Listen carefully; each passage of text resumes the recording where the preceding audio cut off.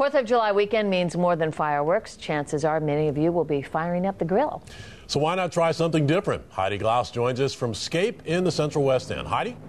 Well, I'm here with Executive Chef Eric Kelly. He's doing a crazy kind of dance around this grill this morning. And you're saying that you can grill more than like pork steak and steaks and chicken? What we're doing today is pretty unconventional.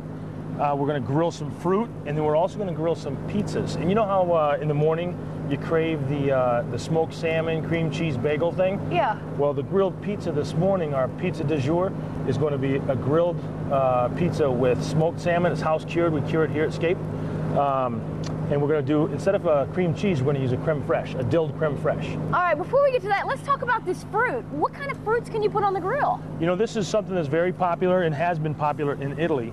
And that is really any fruit, but right now, just with the season, I like to take the pineapples, and I like to take peaches and other stone fruits and grill them, and it just, careful, just the heat of the charcoal really imparts a really nice sweet flavor to it. It caramelizes the sugars on the surface of the fruit. Now, do you have to be careful that it doesn't get mushy? Yeah, you do. You just want to see the top of it where we're just starting to grill it. That's all the further you want to grill it. Just put that nice grill flavor to it. So what would you say, like 2 or 3 minutes on the grill? At the most, 2 or 3 minutes on the grill. And if you're going to do a barbecue with steaks or chicken, a platter of grilled fruit works great as a fruit salad. Awesome. All right, let's talk about the pizza. Okay. So when it comes to pizza, I mean, are you curing the salmon, obviously, before you start throwing everything else on the grill? The salmon is it's a 3-day process when you cure the salmon. Got it. So we'll let you do that, and maybe we just come in, buy the salmon from you. Exactly.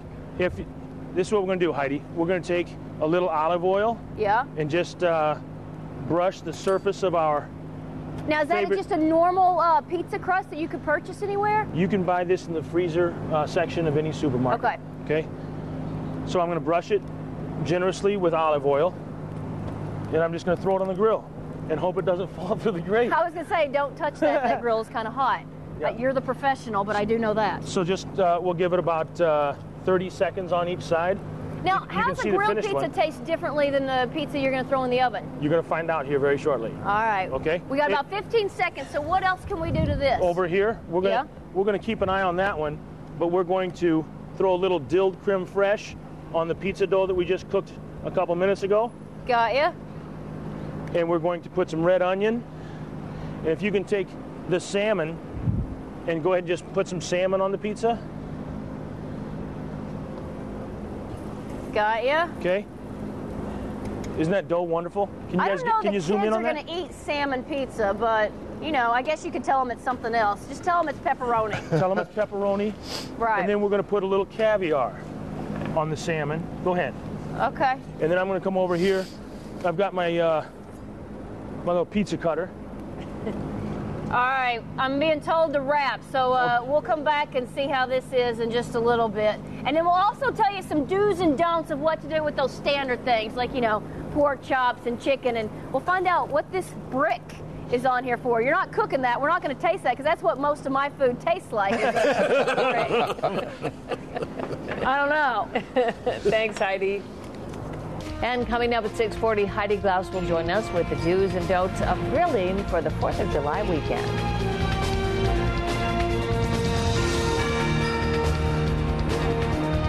Grilling 101. Heidi Glaus joins us with some great ideas for the upcoming weekend.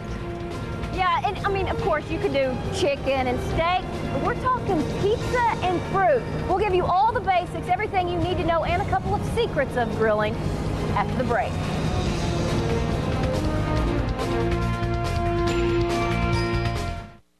It's 6:44, and this weekend usually means someone is standing by the grill flipping pork steaks. This morning, Heidi Glaus joins us with a few grilling secrets that you might want to put to the test. Heidi?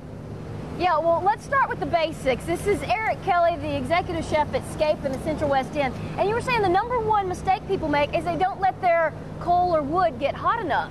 Exactly. They put the protein on the grill, and the coals aren't hot enough.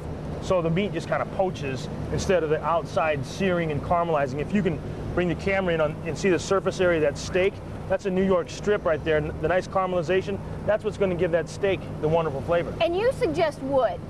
not charcoal, not... I endorse wood. All that self-igniting stuff, throws the chemicals and the fuel up into the meat and perfumes the meat. You can taste it. You've been over to somebody's house where they've been grilling and they use the cheating stuff and it kind of tastes funny. Yeah. Yeah, not here. Okay, so have the wood and let it all get kind of orange, then throw the meat on. Should you season it before you toss it on, or is it really about the flavor in the meat? It's both. Actually, when you season it, I just season with salt and pepper and a little olive oil. And then the salt works really well with the protein, both with the chicken and the steak. I just like to let the fire and the seasoning in the steak do the work. All right, so what's with the brick? Well, the brick, this is an old technique called brick chicken. Okay. And this is a brick. This is not a chocolate truffle wrapped in foil. And we want to cook the chicken evenly. So we just put the brick on top of the chicken, and we've got brick chicken. Or as they say in Italy, chicken mattone. Ah. Yeah. Can Art hear us? Is he in the studio? Yeah. Art, this is Eric. How are you? What's up, Eric? Out here. How are you? He busted you and said you're here on a lot of Sunday mornings. So do you like Eric's food? So, and you also kept the skin on the chicken. Why? Chicken's not chicken unless the skin's still on it. And once this gets nice and crispy, the flavor of that chicken is 1,000 times better than if you take the chicken off. All the people out in California, they can eat their chicken without the skin, but here in St. Louis, we're going to use the skin. Because it just tastes better. It just now, tastes is there better. a secret when it comes to steak? Should you leave it on for a certain amount of time? I mean, how do people not mess up a steak? Like, what's the #1 thing to tell people? On how not to mess up their steak. This is a cut of meat that, unlike chicken, where you want to cook it all the way through, this is really preference. Some people like it rare, where you would just take the raw piece of meat and wave it over the fire, and that's enough. But some people like it cooked a little bit further. Some people even like it well done. I recommend rare to medium rare, especially on a New York strip.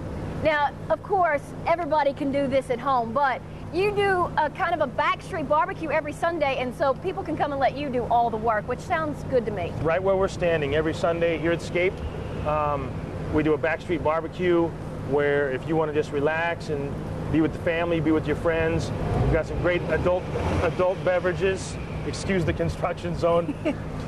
Great beverages, great steaks, some of our signature grilled dishes like salmon, the chicken, skirt steak. And can people taste this pizza on the menu? Will you make this for them if they request it? If they requested that pizza, I would make that pizza or any other pizza for them. Man, it is awesome, because I would never order probably a salmon pizza on the grill, but that tastes awesome. Huh? And I think I accidentally stumbled on one of the prettiest patios in St. Louis. I don't know if you guys can see this. So anyway, we'll put all this information on our website, KSDK.com, and I'll just be here kind of chowing down a little bit. Art, do you want me to bring you something special since apparently you frequent the restaurant? Well, that steak was looking pretty tasty, Heidi. Well, you haven't tasted the salmon pizza. Well, I'm easy. Bring any of it back. Okay. Thanks, Heidi. We'll be right back.